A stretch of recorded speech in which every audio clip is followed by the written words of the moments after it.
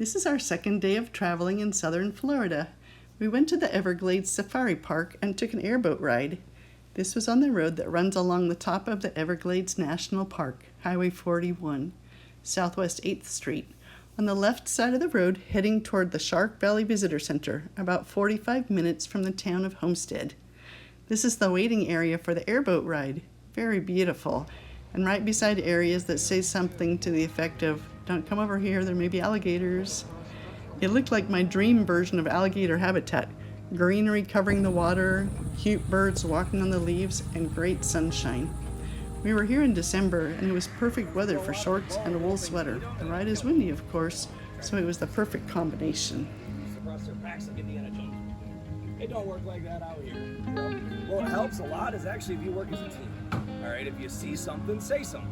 That's I don't make promises I can't keep, so we just gotta see what happens while we're out there. Sound fair? All right, yeah. Show of hands. Who's on airboat for the first time? Where's my new people? Okay, great. Hopefully The boat was really interesting and the guide was really fun. The airboat tour we took cost $39 per person for a 30 to 40 minute ride. The price is actually $44, which includes the $5 entrance fee to the Everglades. So if you purchased your Everglades entrance pass already, just show your pass and you won't have to pay it again. The fee for the boat tour also includes access to their nature park that you can walk through after the ride. This ride was so interesting. It was our first experience on an airboat, and these canals were really cool. We could see various really cool birds and wildlife, and it was just interesting to go through all this wet wilderness.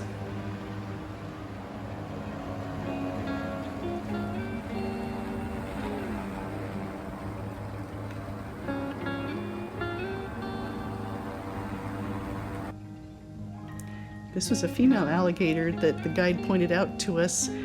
She has a nest near there and she's fairly young, and it was interesting to see her. We're also looking at this kind of an algae kind of combo on the top of the water that was very interesting and very helpful for the whole Everglades system.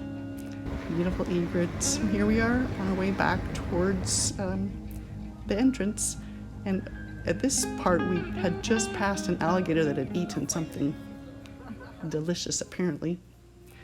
So when we finished there, we went through the Everglades Safari Park that was associated with it.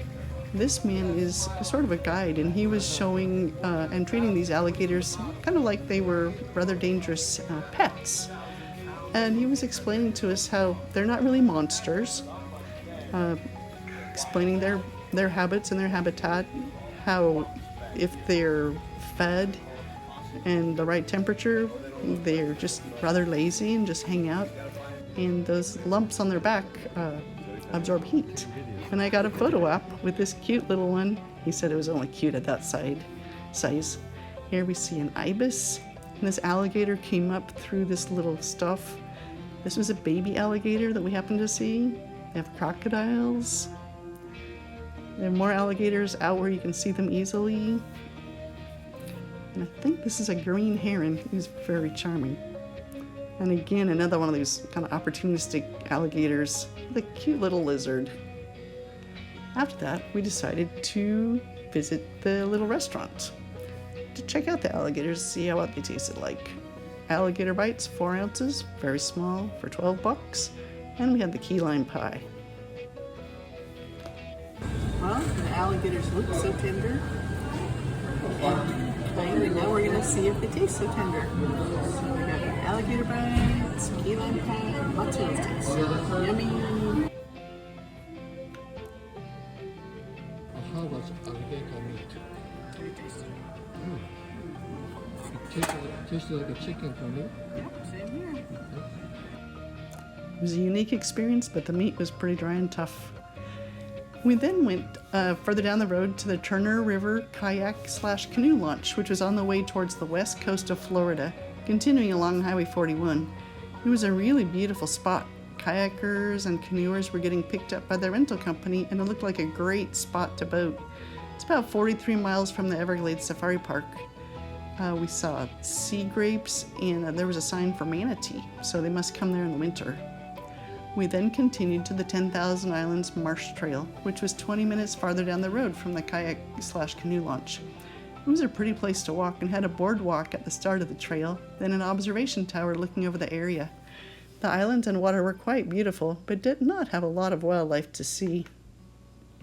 We decided to turn back as we had passed some remarkable looking spots on the way here and wanted to spend more time enjoying them. We headed back east and drove about 10 minutes, then stopped to see this wonderful assortment of birds through an opening in the vegetation on the south side of the road.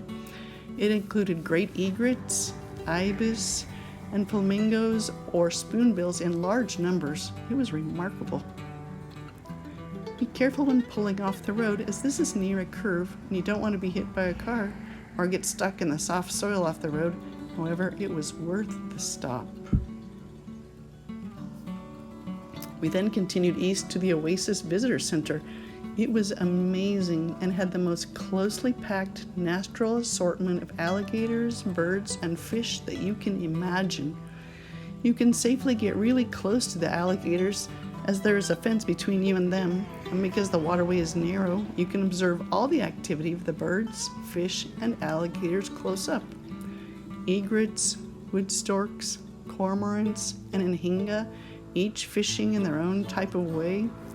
The fish just hanging out, the alligators either sunning themselves or creeping along towards the side of the waterway through the water, and the anhingas drying their feathers to prepare for their next dive.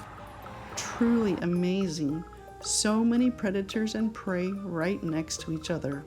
We totally recommend this visitor center as the most amazing sight we came across in our entire southern Florida trip.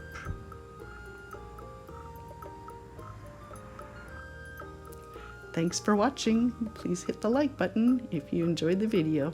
See you next time.